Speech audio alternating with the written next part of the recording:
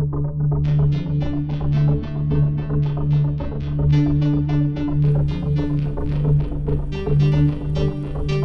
if the factors that fuel human trafficking aren't just forces out there, but right here, shaping the world we live in every day? Here, we take an unflinching look at how cultural influence, hidden pain, and exploitative systems contribute to the demand for commercial sex. This isn't just another awareness podcast about a social issue. It's about people, the human stories of those harmed, those healing, and those waking up to their role in change. Welcome to the Demand Disruption Podcast.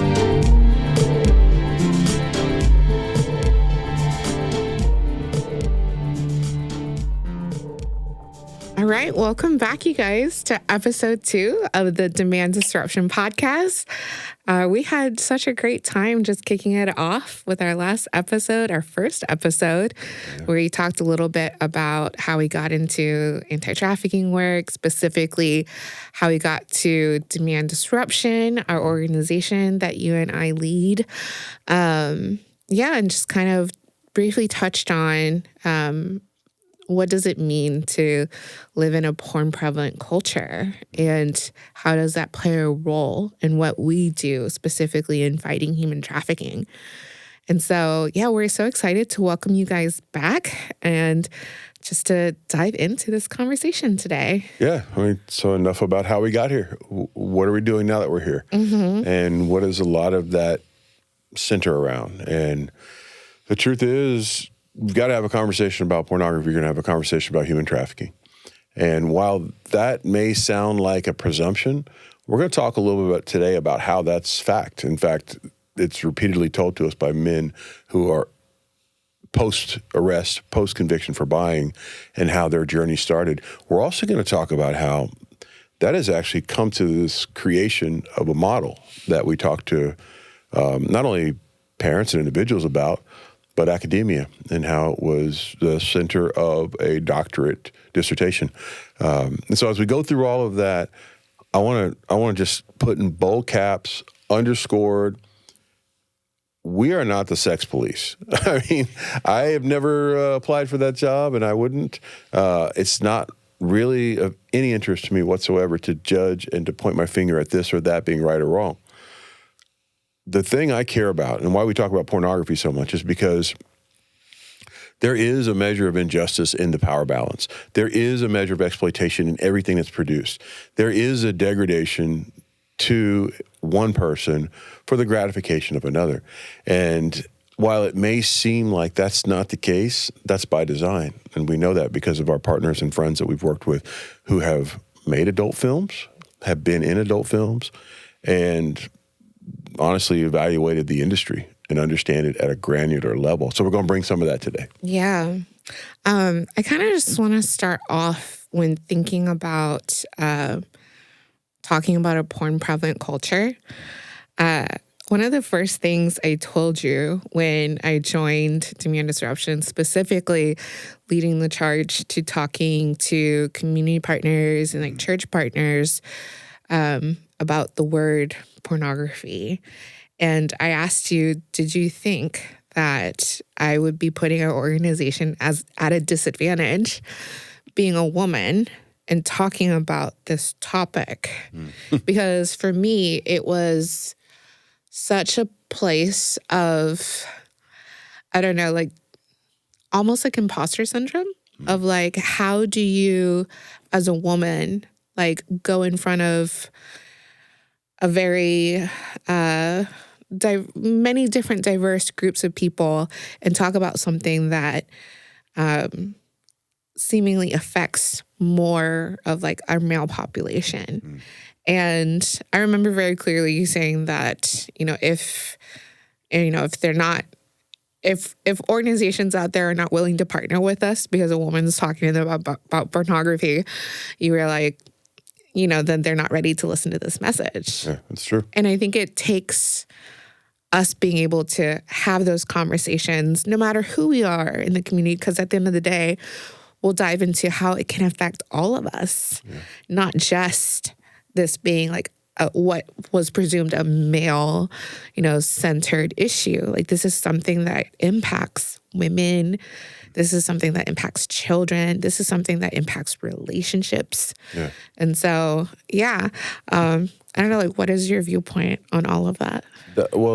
That story, that's interesting, because I do remember that conversation also.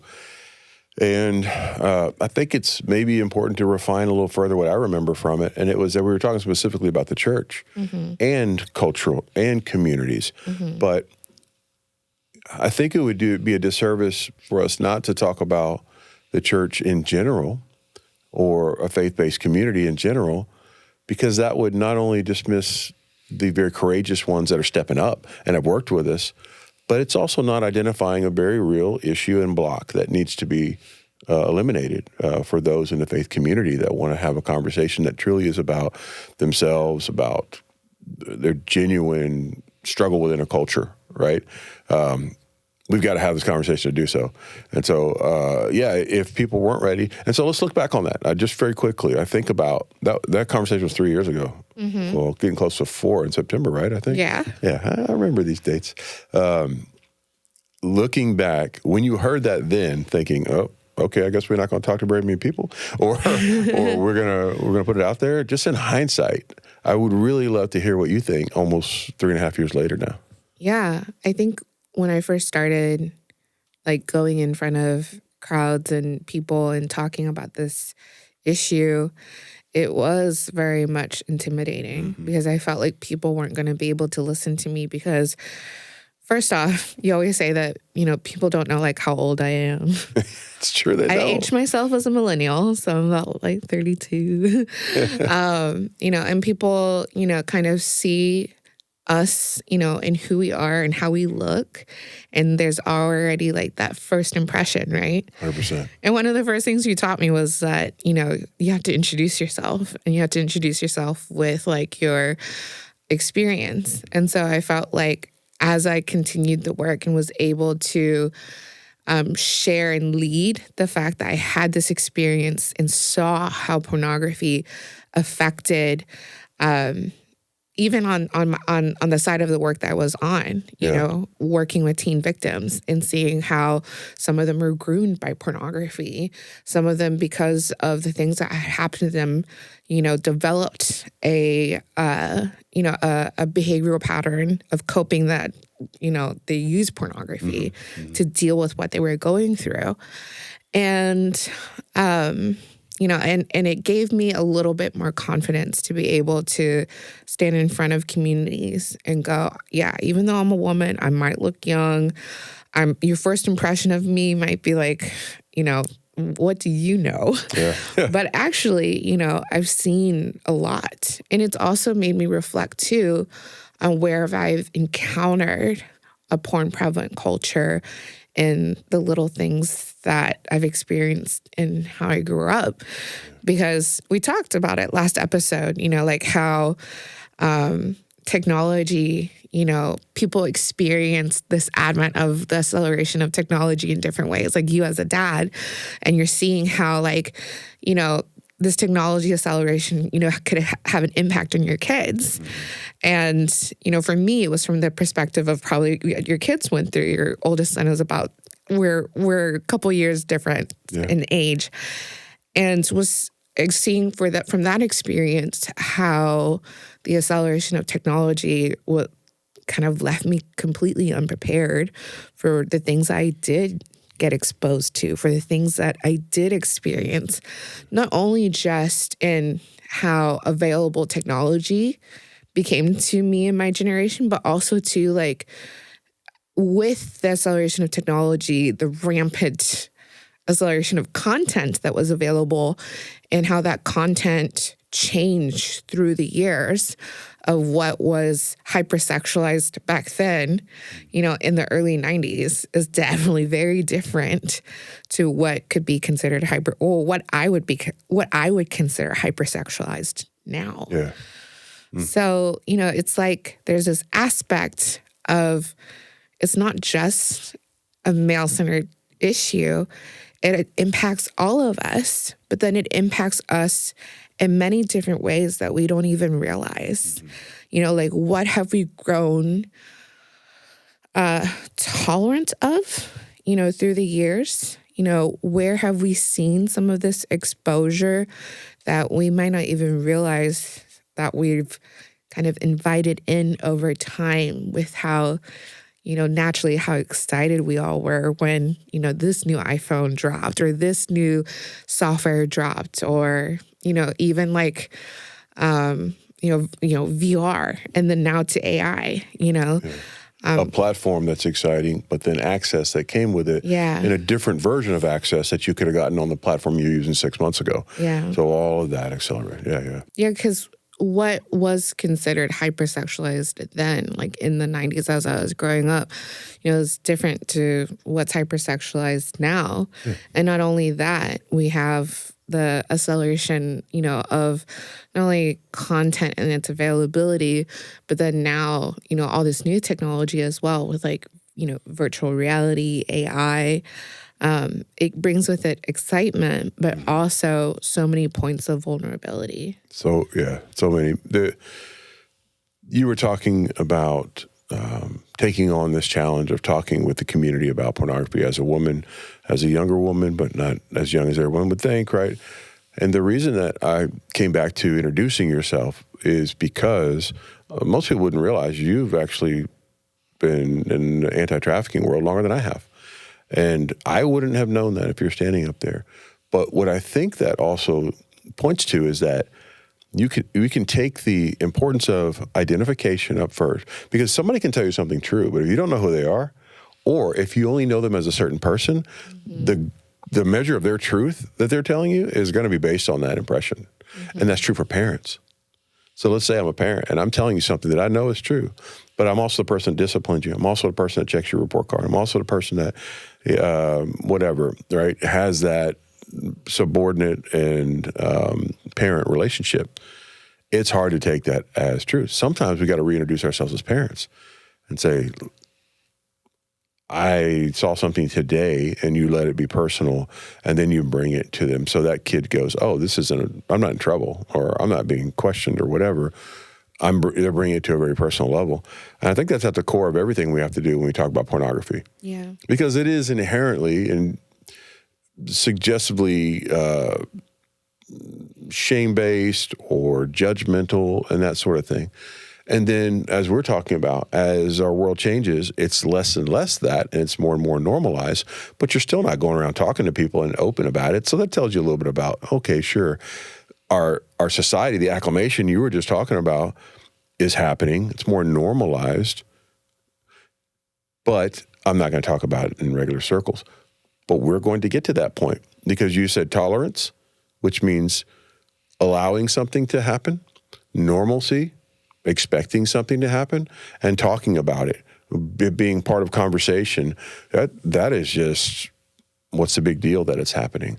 And every generation goes up in severity to the next thing. This is not new, right? We didn't invent pornography. We didn't invent sexual exploitation. We didn't invent any of this. Yeah. We have just taken it high speed, mainstream, and put it in such a way that it will all come to minds and souls and kids and bodies well before their mind could even try to make sense of it. And that kind of brings me to why it's so important when we talk about pornography. This is, for many, a morality issue, and I get that, because I have a lot of moral problems with what happens to people that I care about, that I know that have been in the industry. And then people I don't know about, but I know enough to know what it takes to make that film. But we can't just stop there. If I'm having an argument with somebody in the commercial sex industry or even illicit sex industry, you know what the first thing they would love for me to say is? A moral judgment statement, because they can disqualify everything I say after, oh, you're just judging. You think you're better than everybody else. It's yes, in some ways a moral discussion, but it's a health discussion. Yeah. Everything about this, from the legislation we've participated in, to the studies that we've been a part of, to the research that we've done, to the peer-to-peer connections we've made with people, we have seen the brain change We've seen the heart change. We've seen the behavior change. And it all is a cause and effect relationship with pornography. The fact that pornography is likened to being a drug, many people have heard that. If you're watching this, you've probably heard that, right? Yeah. It's not new to you, maybe. But if it is, then pay close attention, because it absolutely is likened in many ways to the same type of addictive principles and properties to a controlled substance. Well, what do we do with that? Okay, that's terrible. Well, we've got to think then about what behavior is dictated when somebody is under the influence of a substance. And then we've got to understand a substance that is not illegal, that is immediately available, has instant gratification, and is replicable. And the other thing, you talked, I think it was in our last episode about your iPod Nano, right? And we're back to that dynamic. You had it something personalized, and this device, this access, allowed you to personalize it. It gave you a feeling. And because it was music, it was a healthy feeling, right? You got to choose the music you want. Now take all of those things, the device, the feeling, how it made you act and behave and think about yourself, and the power position it put you in to select your own music instead of waiting for that song to come on the radio and mixtape that sucker. Take that and take it out of that healthy, innocent thing, and imagine the thing that you don't want somebody you care about seeing as a child. Imagine the thing that you don't want a child to be exposed to, and what you would tell any child, that's not okay, that's bad for you. It's the same model. It's the same delivery mechanism. You're in control. It makes you feel a certain way. You're able to do it in privacy. You get instant gratification. And that's the health part of what we're talking about. Yeah. It really is impactful to brain science, but it is also part of changing the acting out behavior. And when you do that so early in this timeline that we've established and talked with others about, you're doing so with a brain that is designed to really rely on a lot of fight or flight, a lot of amygdala behavior, a lot of hypothalamus just react to things, right? You're a decade away from a fully formed logic center. But you're taking all of these things that you were exposed to so early, so unfairly in life, the behavior it shapes, and you're bringing all that into the way that you now apply the logic center. It doesn't go away once you can think logically about it. It is the influence. The shame is there. The abuse, if you experienced it or committed it, that's still all part of your makeup. And we really irresponsibly just kind of say, oh, pornography, it's sex. It's basically sex education. People have told us that.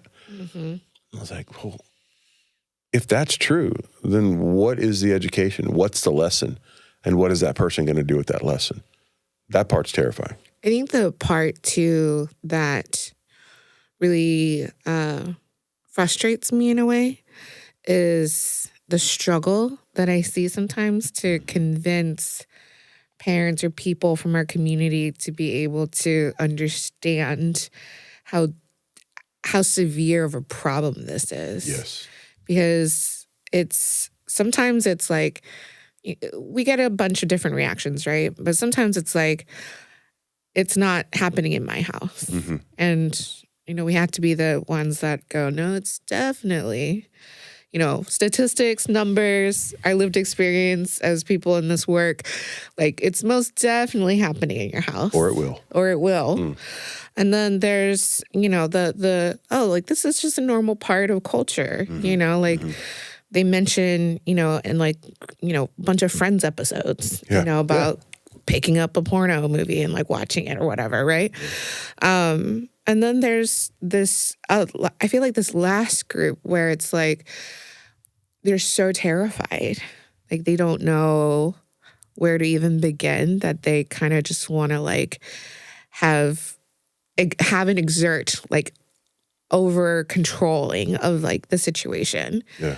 And so I think like for me, like just seeing that is something that I hope we in this podcast and in the conversations that we have can help to peel back some of the layers of like, this is an issue you should be paying serious attention to.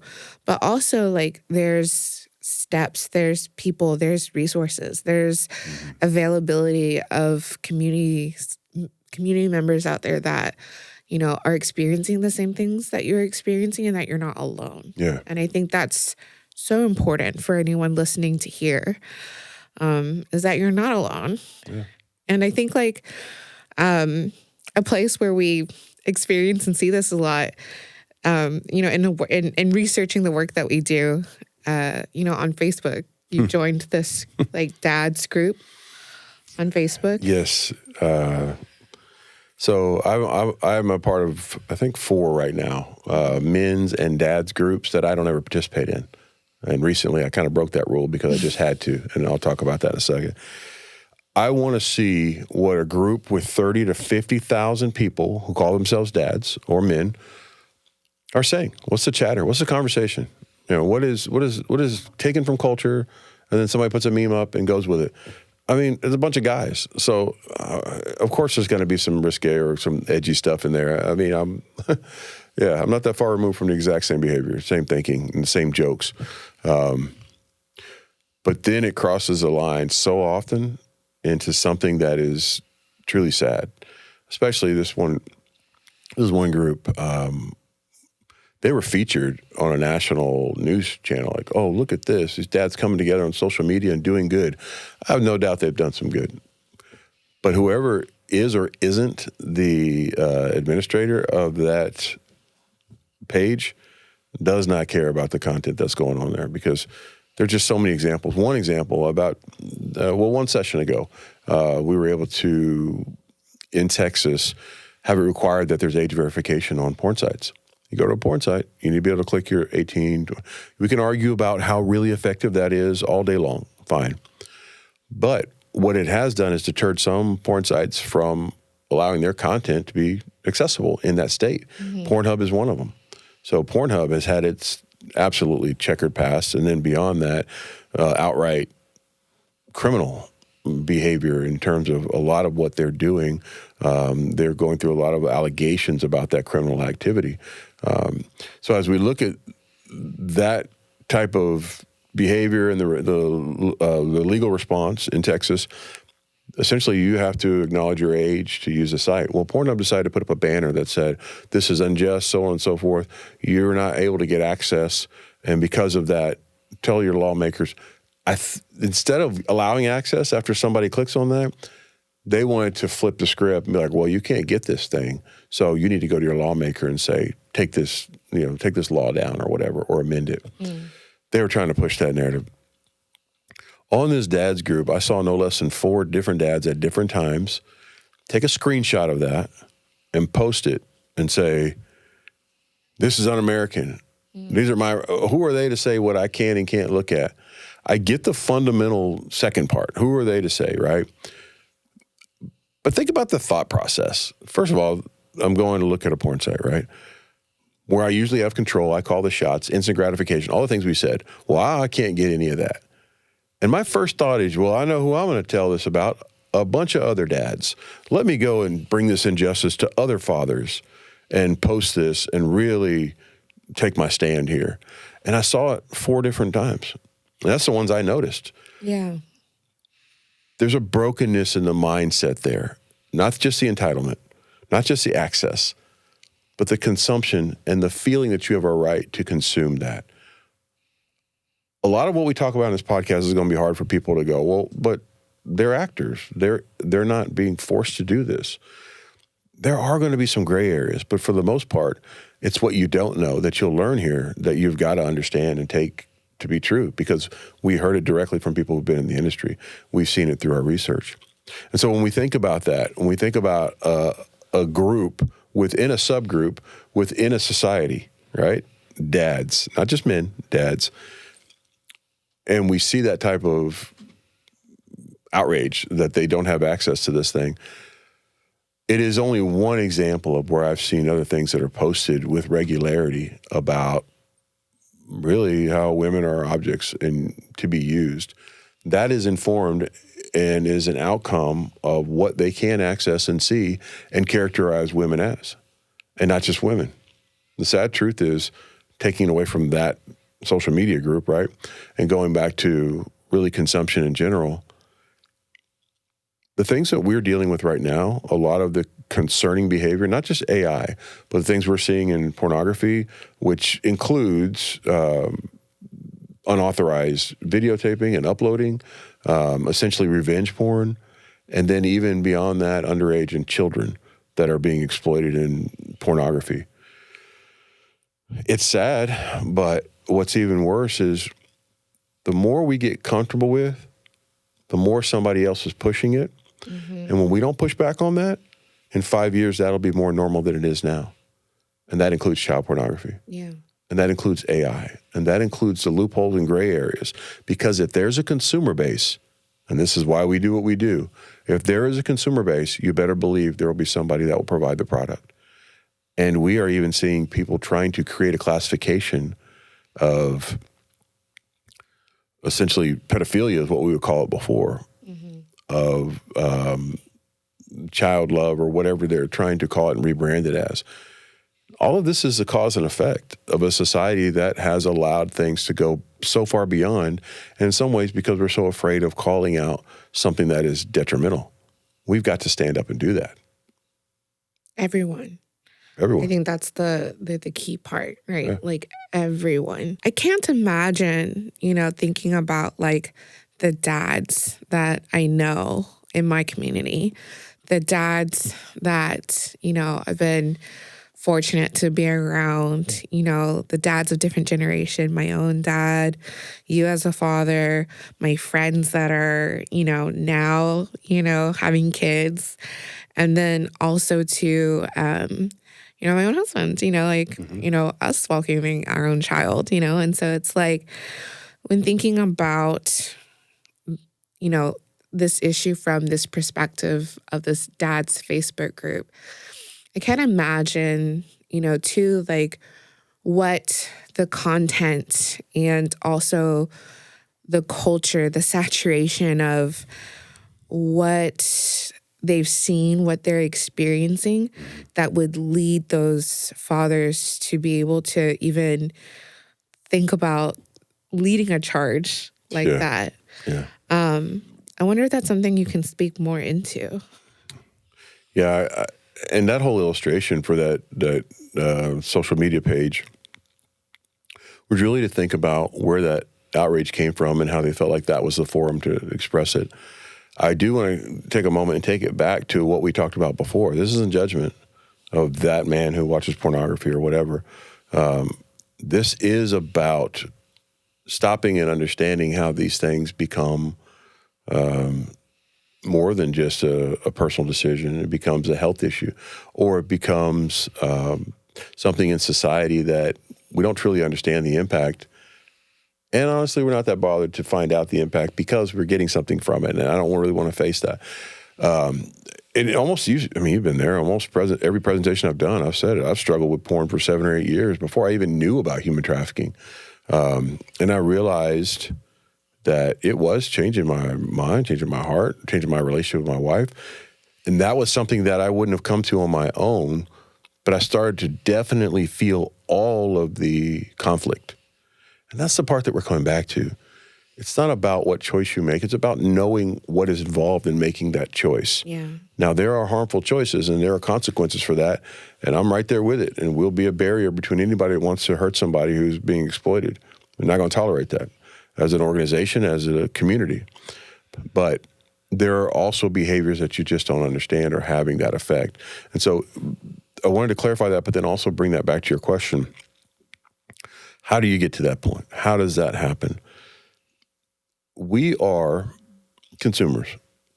America is the greatest consumer society on earth. We're capitalists. We have an economy that, all that. That consumerism saturates everything, from buying a TV, to watching porn, to the church I choose. Yeah.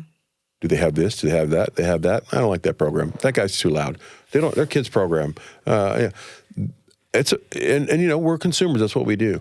But whenever we stop and think, how did we get to that point, and what did we see from a consumerist perspective? we got to understand that's our behavior. That's what we're seeking. That's what we're looking for. And so there will always be a product. And one of the products that I'm seeing that's very disturbing right now is AI girlfriend. Again, take the morality out of it. What are we looking for? What are we seeking? Because these AI girlfriend bots, you can create them. So we're back to it's personal, it's mine. Mm-hmm. I have it and it's mine. I can do what I want with it. I can gratify myself with it. And I have all the power. If somebody's watching this and they're having trouble getting on the same page with that even being a problem, I get it. Like, no judgment whatsoever. I want you to just hang in there with me and hear this. Once you take all of that and you apply it, it is another version of what we do with pornography. We already talked about all the characteristics. Now, wait a second. You telling me that I can create a person and I can make it do anything I want and it can't tell me no, and I can have whatever variety level I want with that? That's marketing directly to that self again. And we are not the consumer anymore. We're the ones who are necessary for that business to be profitable. And we're the ones that are being consumed. Because there are over 40 negative consequences to viewing pornography that we haven't even talked about yet. Yeah. And those range from psychological to physical to emotional to spiritual. Having those incurred on somebody who didn't agree to that, didn't give consent, is consuming something that is changing their mind at a chemical level. All of this is brain science, in fact. They're having a spike in certain reward hormones and chemicals that typically you have to have, on a small scale, really good food for, or on a greater scale, cocaine to achieve that. And then it changes your baseline. It drops it way, way down. So you still need more to get to that point. Pornography follows the same method. And that is a health issue. That's coming back to why we've got to understand, if we're looking for an AI girlfriend, if we're looking for pornography, if we're looking for a strip club, if we're looking for insert acting out behavior here, we've got to stop and ask why. What's the internal struggle? Why am I seeking that? And what am I hoping to get? But what am I also giving? And just kind of bringing it back to that parent too, that is trying to figure out how this issue impacts them. It's that health aspect, but it's also that part of the brain science aspect, where our brains aren't fully developed until we're 27, 28 years old. And you have a generation now that is growing up with all this technology, with AI, and they are, say there's like that point of vulnerability and exposure when dealing with, an AI girlfriend. Mm-hmm. And you're talking about like a young teen that this is their first experience maybe with like a relationship. Absolutely. Their first experience with, developmental skills and being able to like understand like their sexuality, but it's not done the way that's supposed to be, human to human, no risk. Yeah. No type of rolling the dice to write a note to somebody, see if they want to eat lunch together. Yes. None of that. It's now, in this, realm of an experience that is totally computer generated, technology driven. And we've seen, accounts of how it has very detrimental effects. We do talk about the 40 consequences, but, more often than not now we're seeing, a startling trend of young teens, taking their lives because of, things that they've had to interact or got exposed to with a point of vulnerability related to a porn-prevalent culture. Yeah. And so, it's hard to kind of sit in, I think, what all of this issue kind of encompasses. But I think I've said kind of in that first episode, there's still hope in certain places. There is.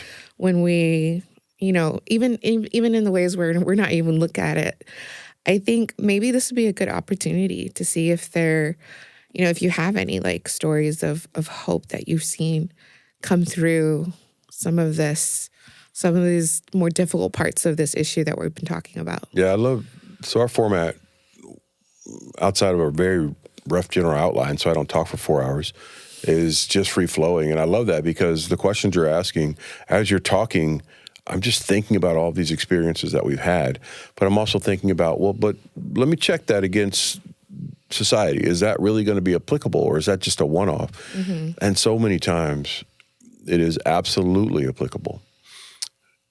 I think so much of it really starts with revelation, understanding, wait a second. Okay, so I clicked on that porn site and it was free, right? I got what I wanted. I didn't have to reach for my wallet. I'm not supporting it. You're saying it's bad. I won't support it. I will never get my credit card out, I promise. But we got to ask ourselves, okay, I think they probably thought of that. And if you're not sure of how that works, the question we always ask is, how much did you pay for your last Google search? You were looking something up, you're looking up a recipe, you wanted to figure out how to get somewhere. Did you get invoiced for that? But did you access what they have? Did you consume that? And did it benefit you, and will you do it again? Yes. Well, then you're a consumer. Maybe not a buyer because you didn't pay for it, but you're a consumer. And then that is monetized on the back end with advertisements and development and credit card, everything you can think of, because Google is one of the most powerful and affluent organizations on earth. Well, the porn industry figured out they need to stop giving away the 30-second clip and then having people reach for their credit card. They figured that out in the 90s. Like, they figured that out pretty quickly because nothing stops a customer faster than a credit card bill coming home and you got to answer to your wife or somebody why you had that on the bill. Not a personal story, just to be clear. But yes, that's part of that model. So they just give it away. So now I get to have the perception that I'm not doing anything wrong. It's none of my business. I'm not helping with their business, their bottom line. But on the back end, the same thing. Ads, everything you can think of. That's why it's $1 billion industry, even though we're clicking on free videos. Unlimited free videos, it seems. So take that a little further. As I'm doing that, I am then seeing pop-ups like a webcam. So it wants me to go from me in a video to me in a person. And then I can even click and meet local girls. So that's a sales cycle. The part I mentioned about revelation is important. Once we look at that differently and ask, what do they want from me? And realize, somebody said this recently, she rephrased it as something I used to say, and it is if the product's free, you're the product. Like, we just had, last week, we had somebody that was presenting and she said that. I was like, oh yeah, that's exactly right. So think about that in this world. There's a freemium model, right? Free, and then you can go to premium, or you can just stick with the free. We're going to make money on you either way. Ask yourself, what role am I playing? And in this process, be revealed that it's not just a porn site. It is a sales cycle. And there's escalation on that cycle that brings you to the next step and next step. If you're okay with that, if you're fine with being manipulated and having all of that be something that is part of it, then that's a pretty good checkpoint right there to think, okay, but what could happen? Once you realize that, it may be enough to get help. And the hope comes in many forms. Unfortunately, a lot of the guys that we meet, a lot of the kids we meet, a lot of the women we meet, people we meet, they're meeting us because they got found out. Something came up. They didn't clear their browser history, whatever. And as hard and sad as that is, it begins getting this barrier out of the way of something they didn't think they could tell anybody. And we begin to do the work. And the work is incremental like any other work. It is taking away all the influence of culture, the sales cycle, everything we talked about, and getting back to the person, your beliefs and your values. What did you trade? How did you feel after you saw that?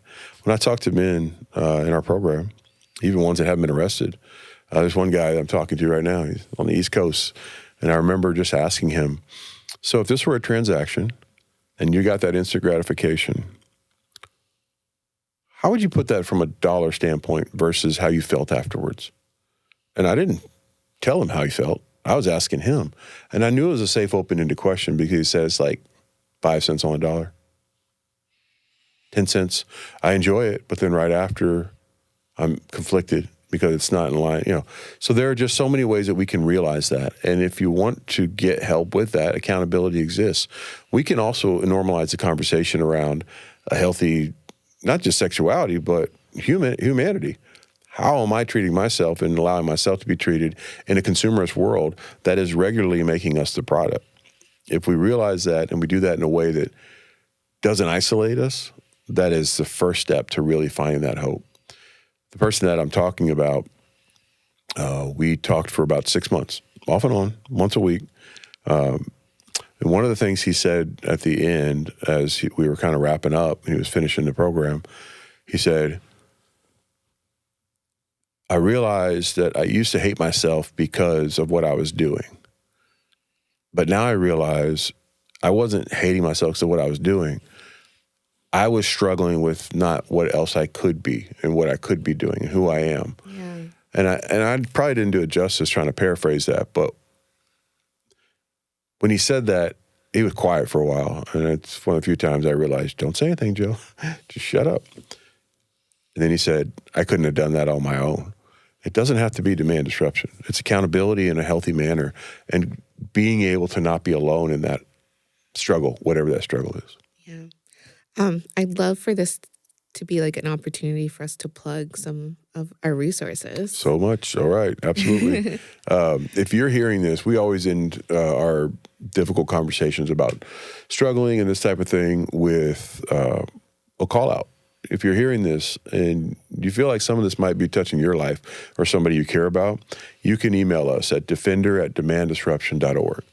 I know that's pretty low tech. Email, what are we doing? Discretion, right? You send it to us, it stays with us. And then we begin to kind of have a conversation, understand where they are. And in doing so, find the right point of entry to begin working together. I actually, yesterday, while we were getting ready for our first shoot, I got an email, and I've been working with somebody for a day, just kind of back and forth. They're concerned about somebody in their family. And a day after the first email, now we're at a point where I think we know where we can start, and we're going to start to do that. So Defender at Demand Disruption is one way to do that. We have resources online also. We have our website, of course. But if you follow us on social media, you're going to see a lot of not just current events, but things that we find relevant to more and more of our followers that comes from our followers. Mm-hmm. And so that's another way to do that. Do you have any suggestions? What we got coming down the pipe? Yes. We've been working as a team for the past year or so in launching our online learning platform called Disruption University. It's basically a lot of our content that's outside of this podcast, that's in our every day-to-day work as an anti-trafficking organization that's bringing attention to the dangers of living in a porn-prevalent culture. But I've taken it and our team has kind of boiled it down to like these 3 to 5 minute lessons that is on demand. Because we recognize too that this issue is not going to go away anytime soon, and that there's technology is faster than us. And so how can we put everything in one place that is that's easy to access and for people to be able to learn on demand on their own time, because time is definitely the currency now, right, of 2025. Right. That's a good way of putting it. Yes. And so I'm really excited to share about our online learning platform, Disruption University. Our team has been working really hard on this for the past year or so. It's basically just our content that's outside of this podcast and our every day-to-day work, where we talk with communities, we do our workshops and trainings, and just kind of educate people on the dangers of a porn-prevalent culture. And so we've taken this massive curriculum, essentially, and dissected it down to 3 to 5 minute bite-sized lessons that is on demand because we recognize technology is ever growing at a rate that we really won't be able to catch up with. And so how can we as an organization provide a space that is just a safe space for learning, for parents, for students, for people out there that just really want to know more about, the severity of this issue and what can they do about it? Yeah, it counters the thing we just said. Kids are going online for sex education through pornography. Yeah. This isn't necessarily sex education as much as it is. This is what that really is, and so they can make an informed decision about that. as they are growing up. Yeah.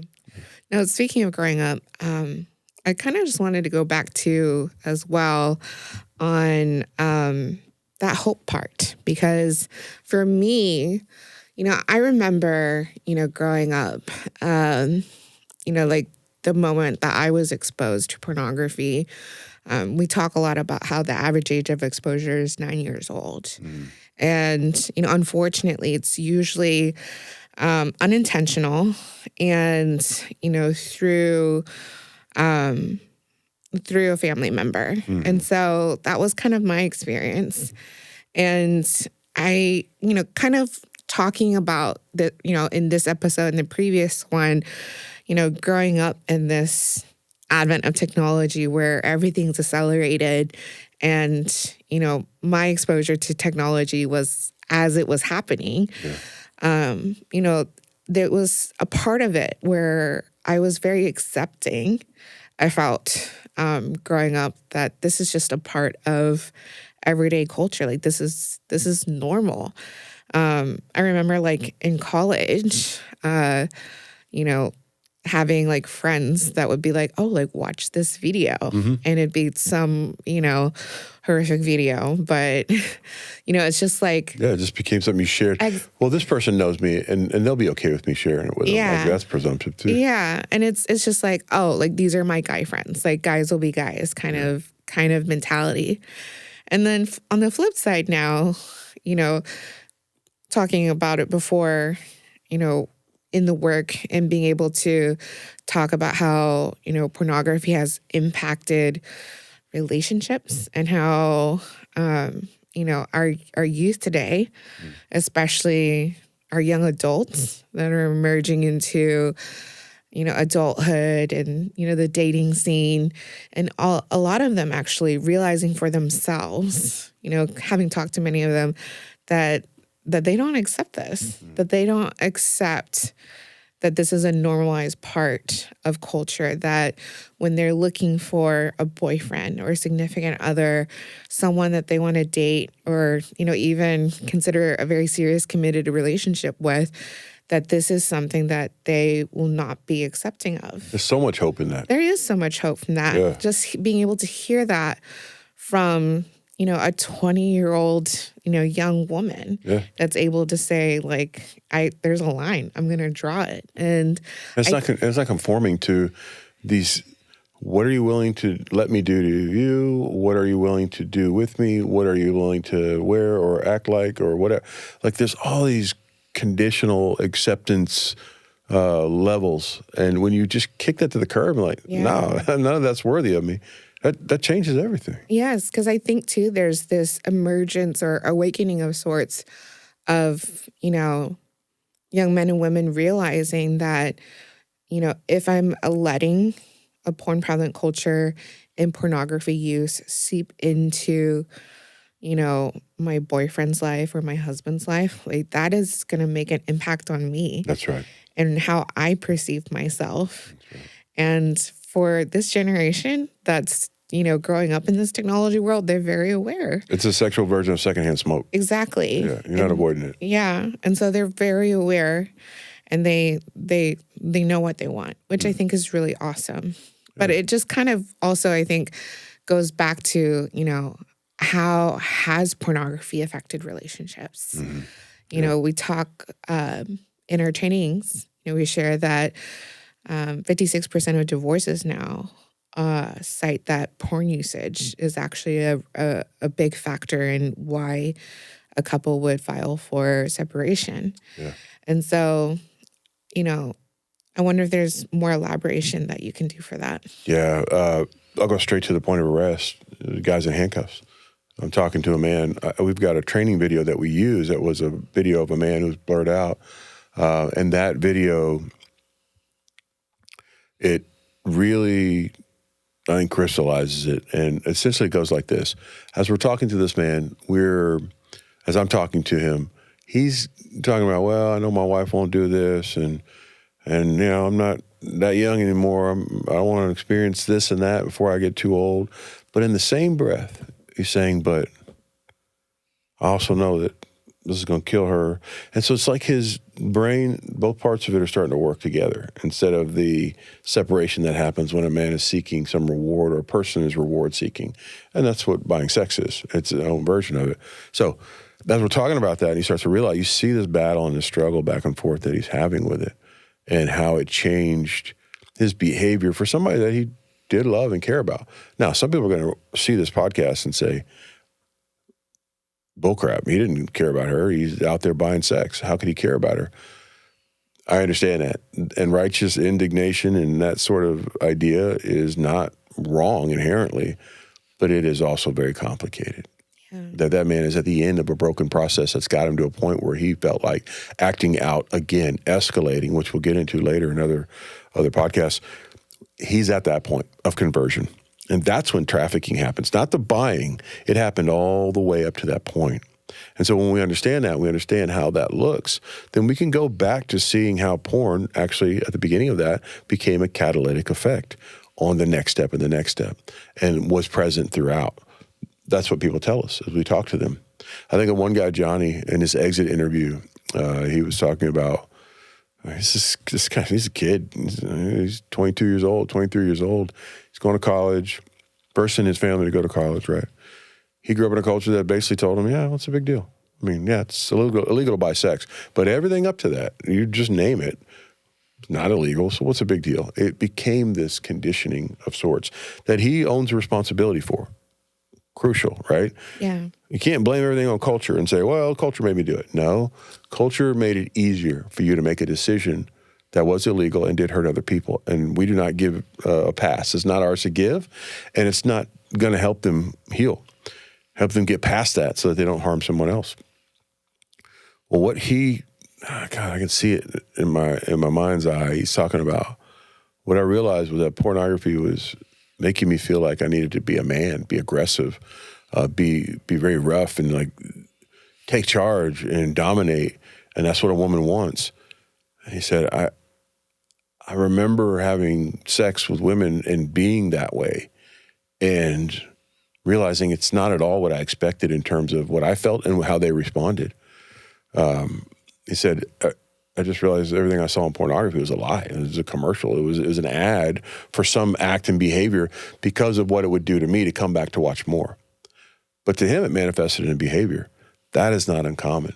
That's the part that we have to just grab onto and understand. This is not a one-off. This is, if not causation, correlation. These things happen that lead to something else. And we can't just shrug our shoulders and say, pornography, whatever, not hurting anybody. Consenting adult watching, consenting adult acting. Do the littlest amount of research. Go to some of our video conversations that we've had with our friends, and you'll realize consenting is a relative term. Mm-hmm. I show up to do a scene, for example, one woman who we've worked with and are friends with, she's been out of the industry for a while. She did about 50 films. And I remember her saying, yeah, I'd show up, but the contract was never what my agent told me I was doing. But in that moment, in my drug addiction, in my desperation, they're like, well, you're never going to work again if you don't do this. Nobody wants to see that anymore. This is what you have to do now. And at that point, it's not even a decision. And so on one end of this sales cycle, you've got somebody being exploited into being manipulated into being a product. Mm-hmm. And on the other end, as C.S. Lewis says, an obsessed man offers very little sales resistance. And we've talked about different products, so to speak, not just people, but AI bots or other parts of consumption. And it all comes back to where is the catalytic agent really in effect? And it's pornography in our culture. And when we understand it for what it is, it helps us make better choices about what it will do to us. I think just to be like as straightforward as possible for people that are wondering or thinking or having this question, with all the experience that you've had with buyers at the point of arrest and the men that have gone through our program, like what are some of those like first symptoms almost of someone that's on that trajectory? Like what are some of the commonalities that you might have seen? I'll start very, very early on. And that's a good question. Actually, I'm going to start even earlier than that. What was the first video you ever saw or pornography experience you had? Think about that if you're watching this. I'm just going to talk to whoever's watching this. First thing you ever saw in pornography. Just try to grasp that. Not exactly if you can't, but get close. What was that content like? How long did it take before you were watching something more aggressive, more violent, more dominant, or some other variety that was very different from what you saw the first time? And when I say pornography, I'm talking about softcore. I'm talking about HBO After Dark. I'm talking about things that we now don't even talk about as pornography. Well, it's on TV. Yeah. It's not pornography. It's not the internet. That's pornography. That is an introduction. Now let's go a step before that. What do I find myself seeking in society? Again, no judgment here, but what's that path of pathology? What's the path look like? The path oftentimes will start, what restaurants do I eat at? Are restaurants pretty much my restaurant of choice? You know, Twin Peaks, Hooters, whatever. If it is, just ask yourself why. Is there a healthy answer to that? What am I watching? We were talking about this before, how being a man in our culture, you are constantly, I can scroll through on social media and there will be reels that have nothing to do with what I was looking at. We just put something, we're putting it out on our social media that was, I think, in order, an ad for a roofing company, an AI way to edit videos easily, puppy video, and then AI girlfriend, absolutely suggestive and sexual, all mixed in together. Your algorithm doesn't matter anymore. Your gender does. The likelihood that you'll click on it. And even if you don't, the next person will. That's how we have to think of ourselves in this society and where it can start. Because if we're consuming those things, if we're watching wrestling only for the absolutely extremely now sexualized version of wrestling that's out there. I'm an old Houston wrestling guy. Like, I used to watch the old school stuff. And as dumb as it is, I still like wrestling sometimes. But you just take 5 minutes and watch one of those matches and what they're wearing and the way they're behaving with each other. It's emulating a sexual experience of some sort. That may sound wild. Watch it again now that I've said it. When we understand that's where it can start and then stair step, that's one of the times we can take stock for ourselves saying, am I progressing? Then if we look at pornography, what have I been watching? Now, what am I acting out? What am I looking for? What other types of simulated sex in my life am I trying to seek out? And we've talked about some of the options here, but it could be strip clubs, it could be others. If you're escalating, that is a telltale sign to reach out. You can reach out to us. Again, defender@demanddisruption.org. We'd love to intervene with you and help you work through some of this. But the escalation is what we should look for. And then I guess like to segue also into like our later episodes where we'll have like our experts, friends from other anti-trafficking organizations that will give their perspective. Where is that escalation in the connection to human trafficking? Yeah, when we see that escalation, I mentioned it a little earlier about the men I meet at the point of arrest. Mm-hmm. That sounds like human trafficking to other people. Or no, it sounds like prostitution. But even to the men in handcuffs, it doesn't sound like human trafficking. The reason it is because supply is always going to be required if there's a demand to profit off of. That is where we see the monetization. That's the conversion of this porn-prevalent culture with hyper access, even when it's not sought out, and sometimes it just comes to you via your social media or whatever. All of that scaling is really what leads to the purchase, the decision to be a consumer, and the consumption requires supply. That is the dynamic of human trafficking. And so when we talk about the intricacies of the work that we're doing and the steps and the things that we see, don't just wait to find out the guys who were posted or arrested or they've gotten their face blasted out there on the evening news. Understand that that is a tiny fraction of the percentage of the men who are buying sex, but their story will give you an indication of how the rest of them got there. And that is where we see the conversion point of buying sex. And also, too, I think something that really struck me when we were talking about that connection between pornography to the buyer to human trafficking, it's at the end of the day, too, this aspect of this work that it's it's affecting families. Oh, yeah. The statistics from the buyers that you talked to at the point of arrest, more than 50% of them are married. Another 50% of them have kids. Yeah. And so, we're talking about family units that are impacted within the community, as well as those that are vulnerable and those that are exploited. Also, that's also existing on that same escalation. That's also existing in this same timeline that we're talking about. It seems very heavy to be able to put all of them together in the same place like this. But I think at the end of the day, I go back to that survivor, a friend of ours, that said that, ending demand, addressing the demand in all aspects of what contributes to demand, what we've talked about in the past 2 episodes, technology, all the avenues in consumerism, how does that connect to a porn-prevalent culture? And how does that impact this whole dynamic of this escalation that you're talking about to those that are vulnerable, that addressing that demand is the most direct way to end trafficking. Yeah. And so I think I just kind of want to end too on this note of those that are impacted that we don't quite see, the betrayed partners, or those people in the community that are impacted. What is your message of hope for them? Yeah, so much of what we talked about is heavy, but the message of legacy is something that really resonates with the people we work with. We've got an equation that we talk about, and it is your identity plus your purpose is going to equal your legacy.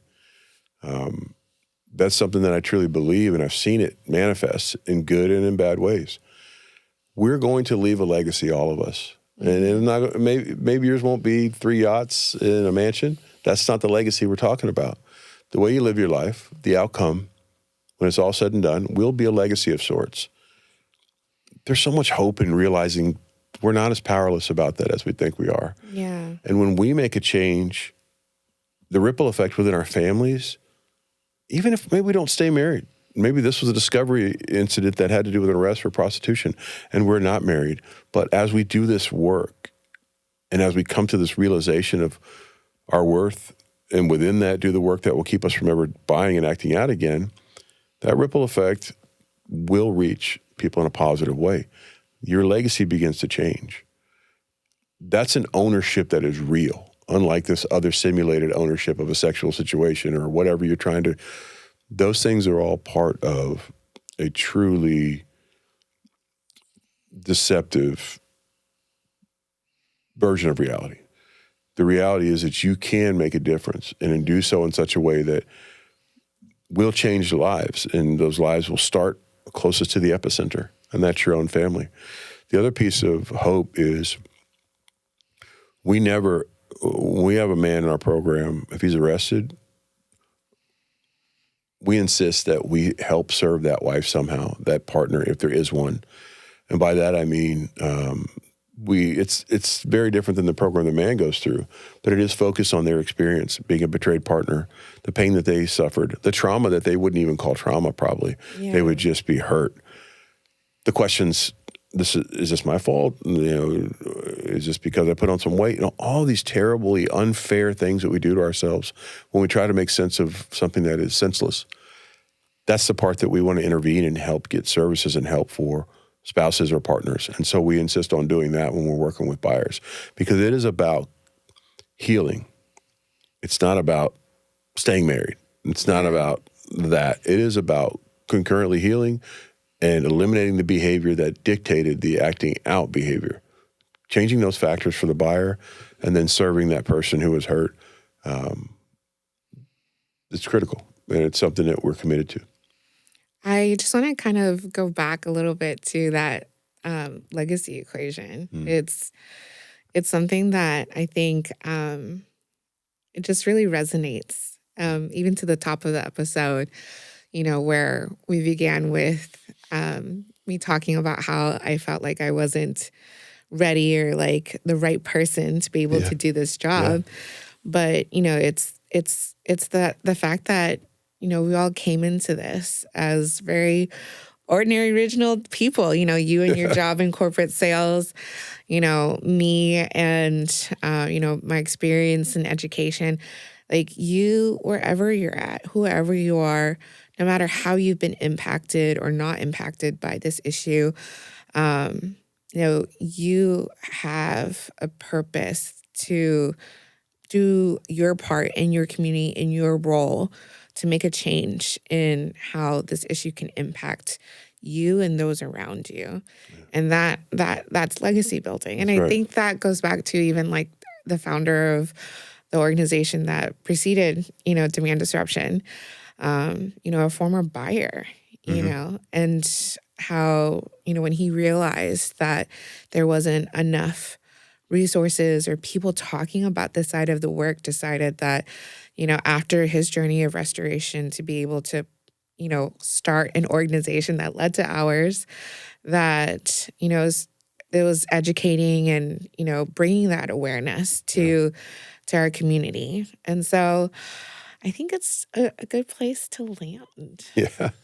I mean, can't do much better than a great legacy. Yeah. Do you want to wrap up by telling all the people what to do, how to find us? Yeah. As you're following along, please like, subscribe, share, and if you would, comment on parts that really resonate with you. Or if something that wasn't clear or felt like you needed more on it, please put it in comments. We're not scared. Put it in there. I'm going to regret saying that, aren't I? No. No, put that in there, and let's really continue to explore, because that's what this is about. There's a reason that we did this podcast, and we did it this late. We didn't wait to do it, but we realized that it was a gap that needed filling. There wasn't a discussion about this the way that we're endeavoring to do it. Yeah. And so as you hear that, let part of your legacy be that you created an echo for somebody else to hear it from what resonated with you. Well, thank you guys. We'll see you in the next episode.